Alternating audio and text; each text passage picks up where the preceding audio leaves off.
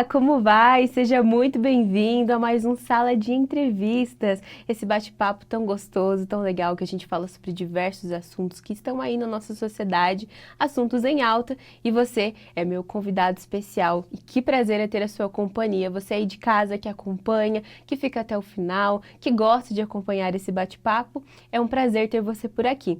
E nós também temos o prazer de receber hoje a Diana Lu Caldato, que é consultora do Sebrae. Seja muito bem-vinda, Diana Lu. Obrigado, Valéria. Hoje o nosso tema está bem gostoso, porque a gente vai falar sobre empreendedorismo. Eu tenho certeza que você aí de casa conhece algum empreendedor ou já pensou até em empreender. Sabe por quê? Porque a gente sempre tem aquele sonho. Será que eu abro meu próprio negócio, invisto nessa ideia tão legal que eu tenho, melhoro a minha renda familiar? E essa é a opção de muitos brasileiros hoje em dia, não é mesmo, Diana Lu? Isso, hoje o empreendedorismo, ele tem se tornado para o nosso empreendedor, para o nosso brasileiro, uma oportunidade de geração de receita, de renda, de autonomia. Então, muitos chegam até o Sebrae com aquela pergunta: o que está dando dinheiro? Como que eu faço? Eu não consigo me recolocar no mercado de trabalho, eu estou com dificuldade hoje de gerar renda para sustentar minha família, e acabam vendo no empreendedorismo uma oportunidade de voltar, né, a atuar no mercado, voltar a ter a sua renda, ter a sua autonomia, ter a sua dignidade, digamos, né? Porque a gente sabe que a família faz tem toda uma dependência, às vezes, de uma pessoa que é um arrimo de família, que tem que levar o sustento. E se essa pessoa não tem uma referência, não tem um emprego, não tem uma oportunidade, o empreendedorismo tem sido, sim, uma grande fonte de recurso para esses empreendedores, para essas pessoas. Também tem aqueles que passaram pelo mercado de trabalho, mas de certa forma também veio o empreendedorismo como uma opção, porque não se adaptaram a esse formato, né? Porque o mercado formal, muitas vezes, da CLT, não é geralmente para todo mundo, nem todo mundo vai se ver ali, né, cumprindo uma escala de trabalho, dentro de um escritório, dentro de uma fábrica. Existem vários caminhos para poder seguir. Isso, nós temos dois públicos bem específicos que chegam até nós, ou até mesmo acabam empreendendo sem a nossa orientação, o nosso apoio. Nós temos o que a gente chama de empreendedorismo por necessidade e o empreendedorismo por oportunidade. Por oportunidade é aquela pessoa que viu algo que ali percebeu que era uma oportunidade dela ganhar dinheiro, era uma oportunidade de fazer algo que ela gosta, dela ter a sua liberdade, né? Ela entendeu que ela poderia escolher entre empreender ou estar no mercado de trabalho através de uma CLT. Já tem um empreendedorismo por necessidade. O empreendedorismo por necessidade é aquela pessoa que já está com uma idade um pouco mais avançada e o mercado não está absorvendo, ou pela qualificação que ela tem também não está conseguindo, né, se recolocar no mercado. E aí ela parte para fazer algo que ela conhece, que ela sabe. Eu sei fazer doces, eu sei prestar um serviço de carpinteiro, um serviço de marcenaria. Eu sei fazer algo que pode me dar uma fonte de renda, gerar uma fonte de renda. E aí opta por fazer isso, muitas vezes na informalidade. E aí a gente chama a atenção da importância de buscar apoio e formalizar para ter uma seguridade maior, mas esse é um empreendedor por necessidade. Ele foi empurrado para o mercado através do empreendedorismo para encontrar um sustento. Eu tenho certeza que você já ouviu essa pergunta e o pessoal de casa também deve ter. Quais são as áreas, então, que estão crescendo? Onde é o lugar que o pessoal precisa apostar? Porque, olha, isso vai dar dinheiro. Com certeza chegou alguém assim, o que está dando dinheiro que eu quero fazer? Essa pergunta é a pergunta do milhão, né? Se a gente tivesse essa resposta, olha, seria maravilhoso. Então, o que a gente orienta? A gente recebe muito mesmo essa pergunta, o que a gente orienta? Primeiro, o empreendedor tem que fazer algo que ele goste. Ele tem que se identificar, ele tem que saber, entender da atividade que ele vai desenvolver. Se não é algo frustrante, senão ele logo vai entrar no caminho do insucesso. Existe hoje, o Sebrae tem um estudo, o Sebrae Paraná faz um estudo anual sobre as tendências. A gente lança, inclusive foi lançado agora em julho na Feira do Empreendedor de Cascavel e está disponível, as pessoas podem estar buscando isso no site do Sebrae Paraná, um guia de tendências. E esse guia de tendências traz algo que é importante a gente observar quando a gente vai iniciar uma atividade. Ou até mesmo quem já está no mercado e queira entender mais para ampliar a sua atividade, né? São coisas que o mercado consumidor está comprando mais, está buscando mais. Por exemplo, alimentação saudável. É uma tendência que foi identificada nesse ano, a busca incessante por uma alimentação saudável, a questão da saúde. A cultura do bem-estar, né? A cultura do bem-estar, muita questão voltada à tecnologia e inovação. Não quer dizer que os negócios tradicionais vão deixar de existir, eles permanecem. Porém, eles têm que estar atentos a essas inovações que tem no mercado, a inteligência artificial cada dia mais, né, estando presente, e a gente deve aprender a usar ela como ao nosso benefício. Muita questão de conexão, de sustentabilidade. O mundo está cada dia mais olhando para o planeta e ciente de que se a gente não fizer algo, nós estamos correndo um risco muito grande. Então, esse olhar para negócios sustentáveis, muita questão também assim, da nostalgia. Nós viemos de um período de pandemia onde as pessoas ficaram fechadas dentro das suas casas e começaram a avaliar situações antigas. Então, muito a questão nostálgica é reviver, viver experiências. As pessoas não compram mais por impulso, as pessoas compram pela experiência. Elas pagam, inclusive, mais se elas conseguirem ter uma experiência diferente, uma experiência que faça ela reavivar memórias. Então, são várias situações que é importante avaliar. Dizer qual negócio está dando certo, que vai dar dinheiro, é muito arriscado, porque o que pode estar dando certo aqui na nossa região pode não ser a tendência de uma região mais quente. Imagina, a gente está no sul, necessariamente não é a mesma tendência que a gente vai encontrar no Nordeste. Então, é bem importante, quando alguém quer montar alguma coisa, procurar o apoio, procurar orientação, buscar informações, analisar a atividade que pretende iniciar. Isso é muito importante, até porque tem potenciais em todos os lugares, né?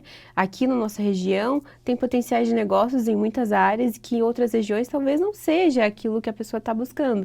Mas eu acho interessante algo que você falou sobre experiência, porque hoje em dia as pessoas realmente, como consumidores, elas pagam mais caro para ter uma experiência diferente, porque não é somente o produto, né? Olha, eu vou te vender aqui um doce e aqui é o seu doce, pronto, você pode levar para casa.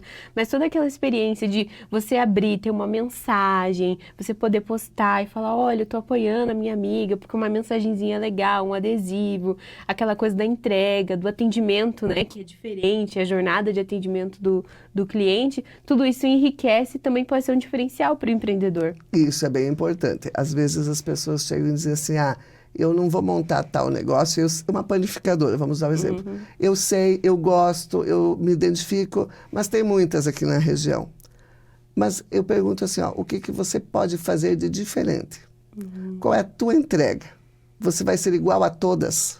Se você for abrir para ser igual a todas, realmente a gente aconselha não abrir. Agora, olha quantas oportunidades tem de fazer com que o cliente viva realmente essa experiência dentro do teu estabelecimento, ou quando ele recebe o produto, quando ele vai consumir esse produto. Então, o diferencial, ele pode te tirar da vala comum, digamos assim, e te fazer ter sucesso num mercado, às vezes, até saturado. Com certeza. E a gente também estava conversando anteriormente de entrarmos aqui ao ar sobre o empreendedorismo feminino, né?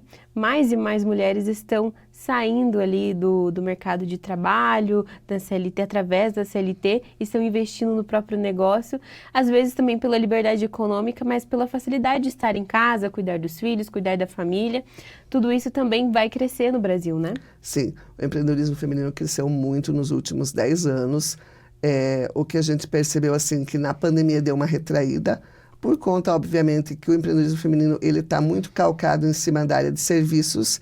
E aí, quando a gente fechou todo mundo dentro de casa, foi uma atividade que teve que fechar. Mas, voltando à atividade normal, ele voltou a ter um crescimento. Hoje, quando a gente analisa negócios que têm até 2 anos de empresa, né, de registro, nós estamos praticamente numa média equivalente aos homens, 50-50. Quando a gente amplia para um campo maior de tempo de vida das empresas, a média nacional está em 33% dos negócios, dos 10 milhões de negócios que tem hoje formalmente registrados no Brasil, 33% é gerenciado por mulheres ou tem uma sócia mulher. E isso é muito legal, porque nós viemos de uma cultura muito de crenças limitantes, aonde se falava que não era isso, que mulher não tinha que fazer isso não era para mulher, isso não era coisa de mulher.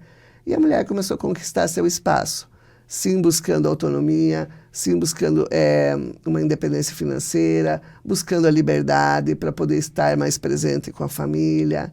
E muito também o que a gente tem visto hoje 48% dessas mulheres que empreendem são arrimo de família.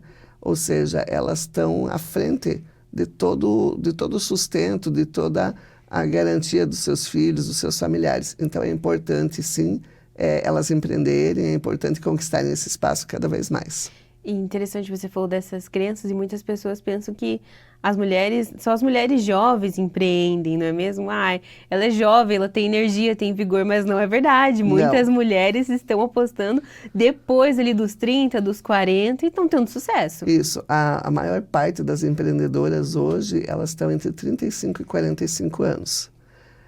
Um dado interessante com relação ao empreendedorismo feminino, que diferencia dos homens, é a idade que a mulher entra no mercado como empreendedora. É a partir dos 26 anos. Ela se qualifica primeiro. A maioria tem terceiro grau completo. Então, ela busca conhecimento, ela se prepara e aí ela opta por ou seguir como CLT ou empreender. E por quê? Quais são os benefícios do empreendedorismo? O que salta aos olhos das pessoas quando elas decidem tomar essa decisão de empreender?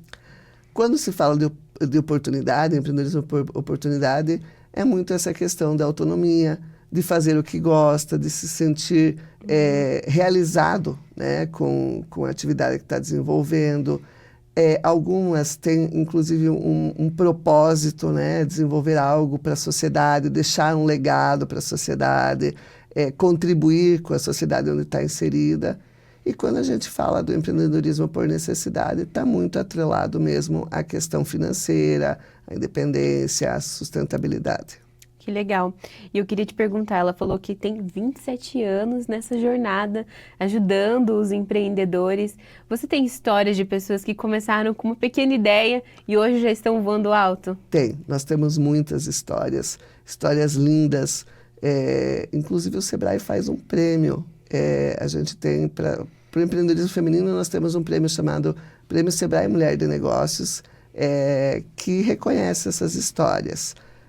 Também temos histórias de empreendedores, homens também, mas é muito gratificante para a gente ver quando o empresário volta e diz, há 10 anos, há 15 anos eu comecei aqui com a primeira orientação e hoje a minha empresa emprega 50 pessoas, gero tanta renda para o município. A gente consegue sim mapear e ter essas histórias muito claras da importância que o empreendedorismo tem na sociedade. E gratificante, com certeza, um grande impacto que a gente vê por gerações, né? Sim, isso. E hoje, assim, o que a gente tem percebido, se fala bastante também da questão da sucessão familiar, dos filhos assumindo os negócios dos pais. A nossa região tem bastante isso, a gente percebe isso, o empreendedorismo jovem, né? Houve aí um período de uma ruptura, onde os filhos se rebelaram, não vou seguir o negócio dos meus pais, mas hoje a gente tem percebido muito isso do jovem voltando, assumindo, empreendendo, se não talvez na atividade que os pais empreenderam, mas também seguindo a carreira empreendedora. Que gostoso, mantendo o legado. Eu vou interromper um pouquinho de Ana Lu, porque a gente vai fazer um breve intervalo e na volta a gente vai conversar um pouquinho mais sobre empreendedorismo e falar quais são os primeiros passos para você que quer empreender, o que você precisa ter e saber para conseguir ter sucesso no seu próprio negócio. Daqui a pouco nós já voltamos.